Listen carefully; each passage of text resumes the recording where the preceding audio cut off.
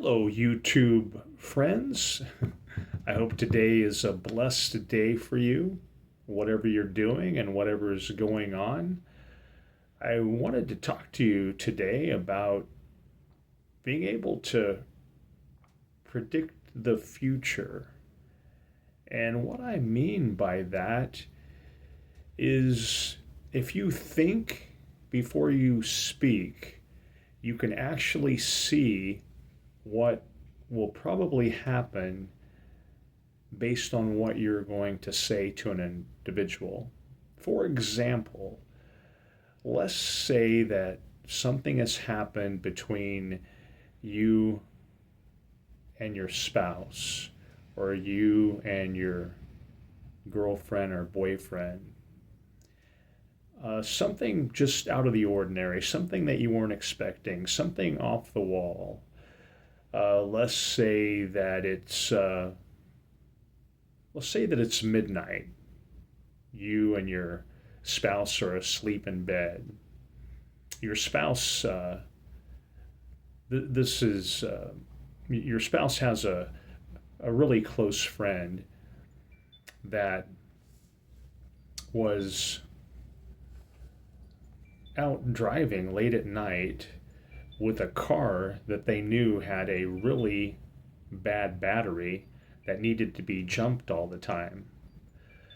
The friend calls, wakes you guys up. Uh, it's 12, 1, 2 o'clock in the morning, something like that. And your spouse is really tight with this person. They're best of friends, and this friendship started even before your relationship with your spouse started. And so the person that's out driving this vehicle knew that it wasn't in good shape and they really shouldn't have been driving it at all, and now in an emergency situation they call and wake you guys up. They want your spouse to come and give them a jump start. They're 30 minutes to an hour away from where you live, and the right thing to do is for your spouse and you to go give them a jump start and help them out. Now, I'm sure that the anger in you has risen by now, and you have an option to say some words about your spouse's best friend, like, and you may even feel like yelling and screaming, saying things like, what were they thinking about, out this late at night driving that car with it being in faulty condition?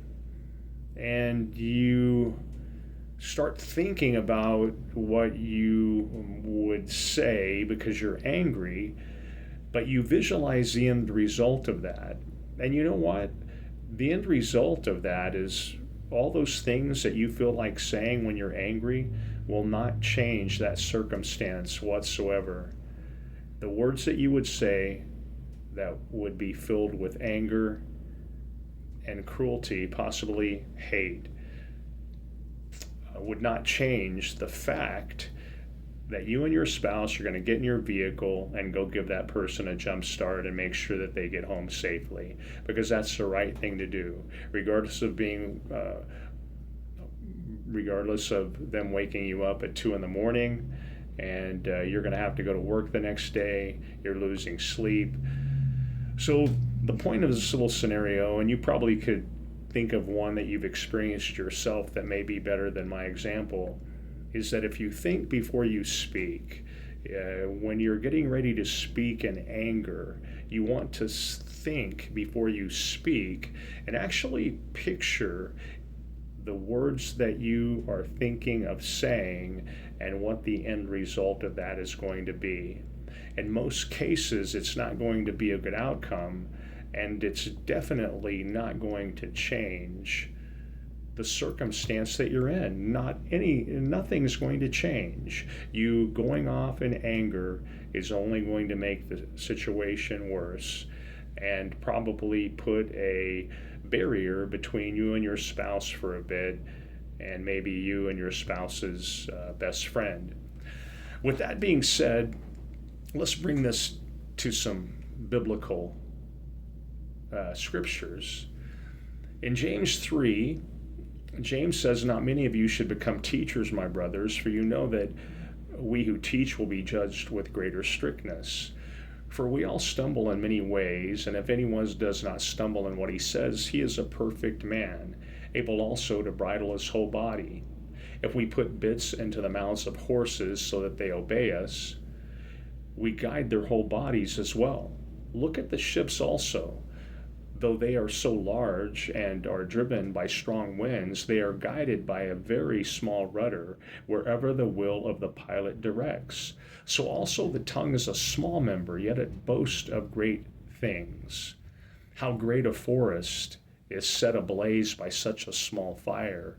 And the tongue is a fire, a world of unrighteousness. The tongue is set among our members, staining the whole body, setting on fire the entire course of life, and set on fire by hell." These words in James chapter 3, from 1 to 6 that I've just read are so powerful.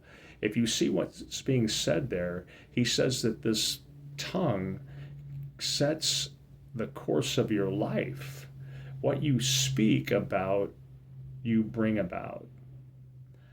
And it says that he specifically starts this out talking about teachers because they're speaking a lot of words to students.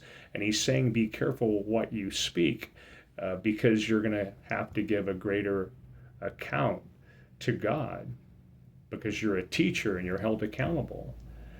He says that as an example of how powerful the tongue is small in the horse's mouth, but if you put a bridle in there, you can guide the horse wherever you want to go.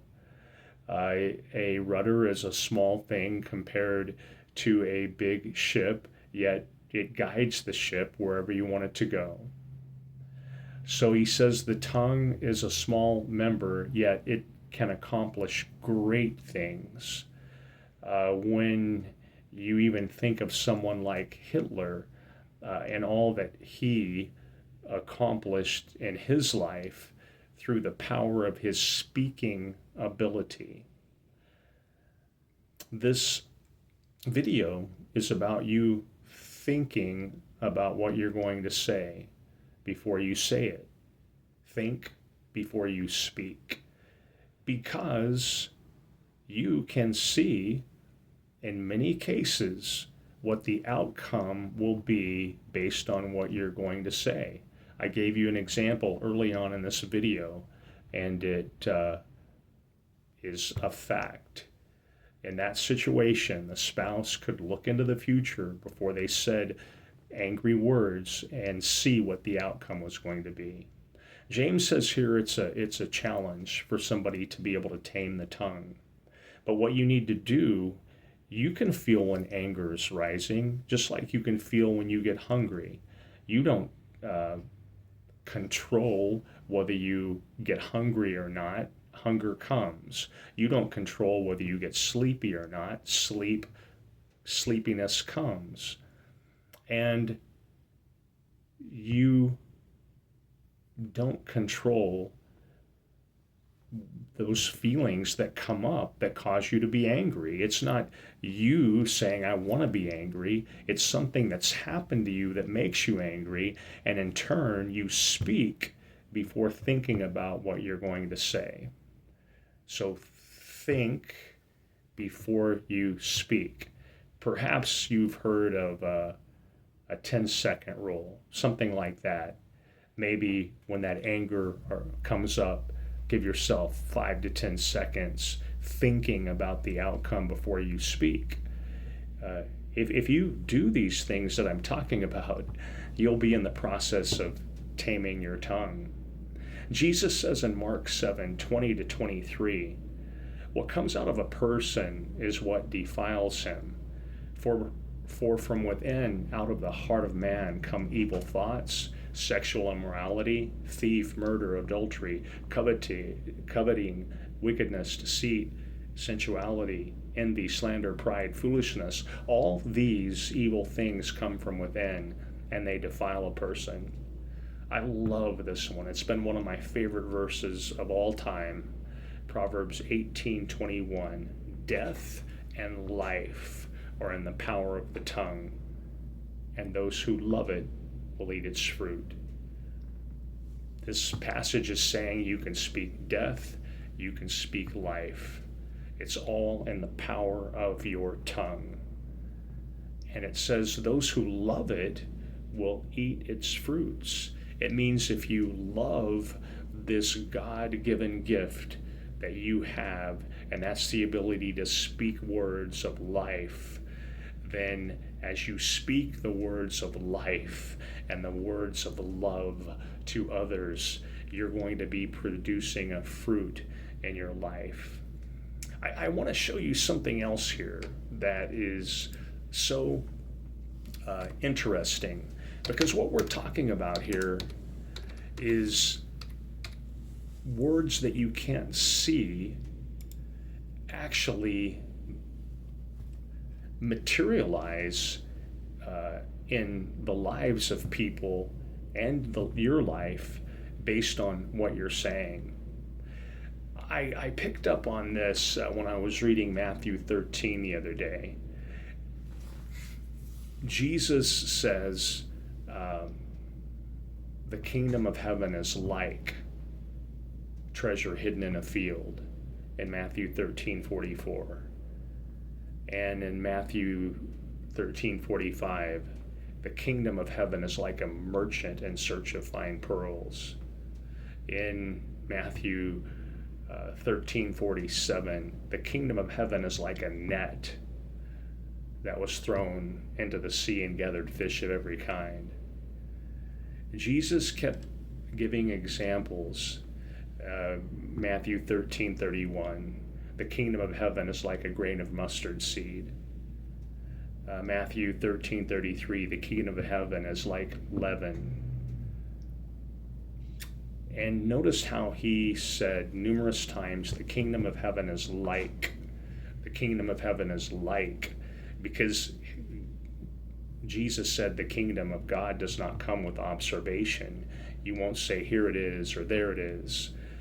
The kingdom of God is within you. The kingdom of God is in your midst. So what he's giving us examples of here in Matthew chapter 13, when he says the kingdom of God is like, he's saying you don't see a visible kingdom of God because it's a spiritual kingdom, yet you can see the results of that kingdom. Just like when Nicodemus came to Jesus and Jesus said you need to be born again to be able to see the kingdom of God. And Nicodemus didn't understand. And Jesus gave him the example of the wind. He said you can't see the wind, but you can see the effects of the wind. So we're going to bring this right back home right now to think before you speak, what this video is about today. And we're going to bring it right back home because you don't see the words that you speak, but you can see the effect of those words. And you can see into the future what's going to happen if you speak certain words when you're angry. Therefore, take a step back, take a thought back, take 5 to 10 seconds before you speak words that are only going to make the situation worse. They're not going to get rid of your anger. They're going to fuel the fire of your anger, and they're not going to make anything any better in that current situation. And that is what I wanted to bring to you today. This video is think before you speak.